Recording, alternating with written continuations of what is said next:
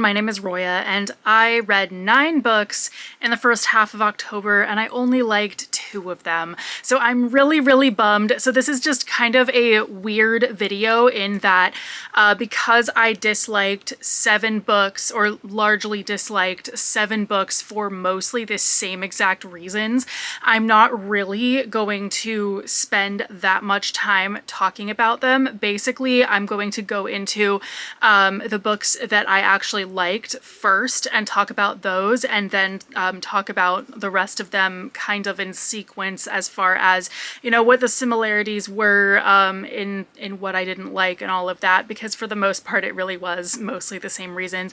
I'm really bummed just because, you know, when I read, I want to feel something. I want to feel empathy for the characters. I want to be in their shoes and feel like, you know, how are they going to get out of this? I want conflict. I want creative storytelling. I want character dynamics and actual depth to the characters in the story, and a lot of these books had none of that and were just overall really boring, and any conflict was really just action, and that's kind of it. And I was just really bored for the majority of the books, and I feel like that's happening more and more lately, largely because, like a lot of people, I have noticed a definite decline in the developmental editing aspect of books, of traditionally published books,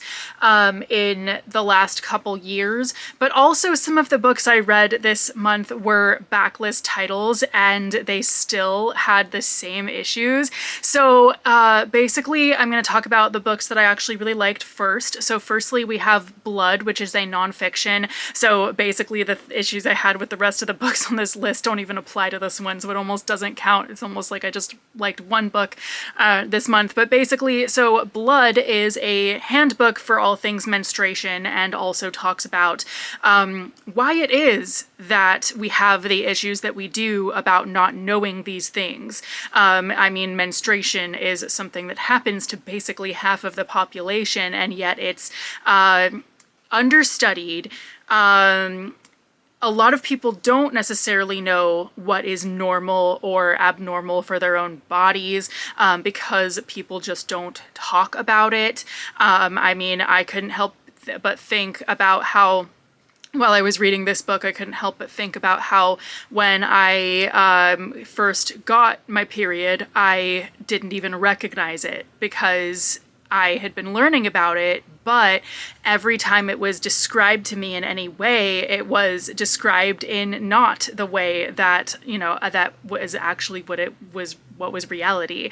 And so I liked that this book really does touch on why we don't know these things and all of society's issues surrounding these things, and that was just so great to read, I think. The other book that I really liked, but it wasn't amazing like I thought it was going to be, but I still really liked it, was Lady Macbeth. This is a retelling of, obviously, Macbeth from Lady Macbeth's perspective, but it's not really. It's like pre the events of Macbeth. It's Lady Macbeth is just a girl going to marry Macbeth and blah blah, and he's a douchebag. And so this did make a lot of really good points about women and how women are treated in society and all of that. But I did think it could have been better. In, first of all, the development of our main character. Of course, she was really flat. I mean, maybe that has something to do with this being a retelling of something in particular, so we already have something of this character that had to kind of hold true in some way. I don't know, but I felt like there could have been a lot more character development and character depth to her in particular, but I did think that this was a good book. I think it kind of did what it was trying to do. The rest of the books here, so The Helm of Midnight, this was all action, no actual plot. I couldn't even tell you who the main characters were anymore because it wasn't really about them, but more about what happened to them. And I was just really, really bored reading this. The Unbroken, I really expected to like this book. This is a military fantasy about two women. One's a soldier, one's a princess, and this is also queer. So on the surface level, this was everything that I would have wanted in a book. I was really thinking that I was going to love this book, but it was just told so boringly, and just all the conflict was just action and that's it. And I was really, really bored, and I wanted to DNF this so many times. The Dragon Queen, this was really boring. There was like one part where it got good, and then one weird thing that this one did as well was it flip-flopped between first person and third person, and it didn't really have a very good balance. Like, it would have been fine if that had been split up better, but it really wasn't, and it didn't make sense. I think the storytelling really suffered with the way that that was done in this particular book. The Horse Goddess, this was also a really boring book that I really wanted to DNF so many times. This was also just really not good writing and not good storytelling. There was actually a part where the main character and her love interest are like talking about completely normal things, and then suddenly it says, and then he rolled on top of her, and the chapter ended. And it wasn't until I was like, so he squashed her? But no, they had sex. That's what it was saying. It's just that in the next chapter is where it actually says they had sex.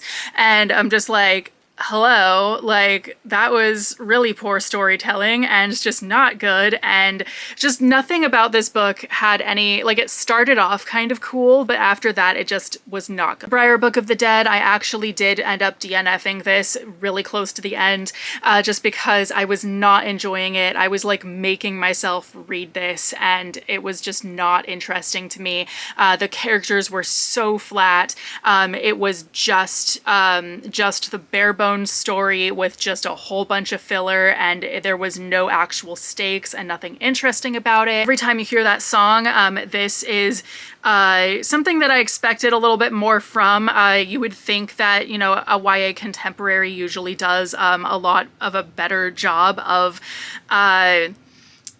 making you feel bad for the characters when something bad happens, any of that stuff, but this just didn't do that. The stakes were so low. It's basically, so the main character is competing in something in order to get prize money, and the reasoning why she needs prize money isn't even that urgent. It's like for example, her mom has some serious medical bills, but they're still getting paid. It's not that she's literally gonna die or anything if she doesn't win the prize money. So the stakes just felt so low. The main character does have a love interest who spends the whole book with her, but then, like, by the time she realizes that she likes him, there's no actual nothing. You know, it's just kind of sudden.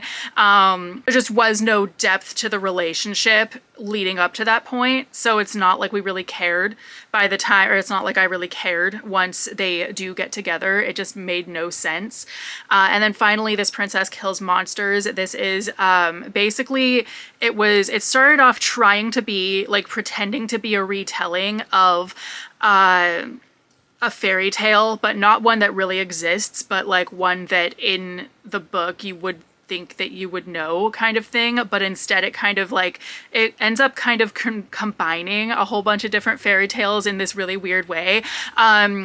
So that kind of worked, kind of didn't, but for the most part, I think that this book was trying to make a point about misogyny and women, but just didn't succeed, and it wasn't that good. The world building was not good. The characters really were flat, and I really expected more out of this book. It was like some things about it kind of worked, but overall it just didn't have the stakes and, you know, the character depth or anything. So I was really disappointed with all of those books, except for the first two I talked about, and I'm sad.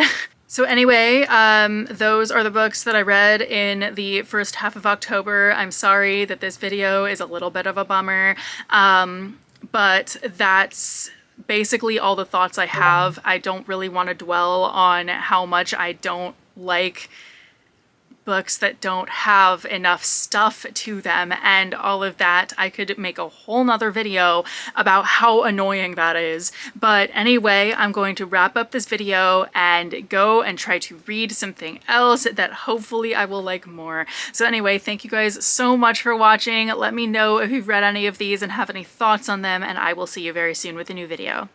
Bye!